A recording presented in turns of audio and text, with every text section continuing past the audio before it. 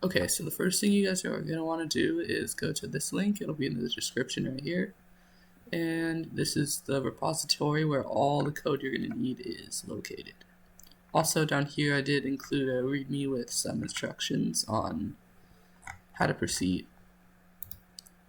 So what you're going to do is going to go to code, download zip. It'll download a zip folder right here. You're going to click open or show in folder. You should see it here in your downloads, and you're going to unzip it. So extract all. Doesn't really matter where you put it, but I'll decide to put it in my documents right here. Select folder. Extract. And here is that folder. But before we do anything in here, what we're going to want to do is head over to this link in the README, and you're going to install Nodejs.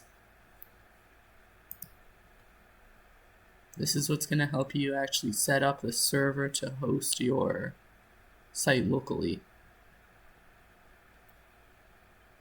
And you're going to go through the typical application installer. All the defaults should be fine. There's a giant user end agreement if you want to read that. And this should be fine, this location. Next. Next. Next. Install. Should be pretty fast. It's going to ask you if you want to allow it to make changes. Say yes, perfectly okay. And we're going to go back to our files. And you're going to basically right click pretty much anywhere that's not a file and click open in terminal. And you're going to be greeted with this PowerShell here. What you're going to want to type in is npm install.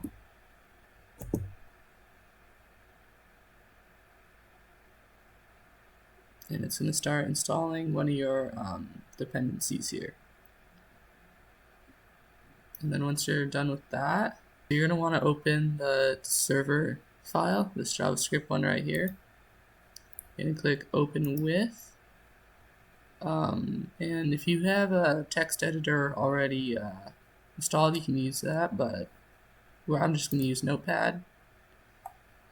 Got it. And then you're going to want to change this username to whatever username you are using currently. So for me, I'm just going to leave it, but you're going to change it to your Minecraft username for Bedrock Edition. It should automatically save as the file, but you might need to push Control S or Save As, which you can do right here in File, Save As, and then it'll save it for you, or just save. So now you're going to go back to your PowerShell terminal and type node server.js. You're going to want to click yes, allow, and then it says your server is running. And then you can go to your files, click index, select an app. We're just going to do Microsoft Edge. Basically any browser will work. And it shows your stats all right here, all local. This is just mine, but if you change your username, it should give you stats for yourself. And cool thing about this is I could log on to the Hive right now and play a game if I wanted to, and then by coming back here and reloading, it will be updated. Pretty cool. But currently this will only run if you have your terminal open. So if I close this, then reload, nothing's ever going to pop up. But say I want that again, I can go back into this folder, open in terminal, type my node server.js for JavaScript. See, server running. Good, good. Reload this. My stats are back. And you guys can feel free to change all this, like make it look a little nicer, do whatever you want. There are even more stats, like all your costumes, basically any of your Hive data you can find on the Hive API through their website. Now, the only really limitations about this is it is local. You can see the file right here that's running off of. The problem with this is you can't really share this with anyone unless they went through the same process and downloaded their own stuff, their own file. But that's kind of what local means. It only runs on this computer. And then of course it only runs with this terminal open. I mean, you can close the terminal, but it won't update ever.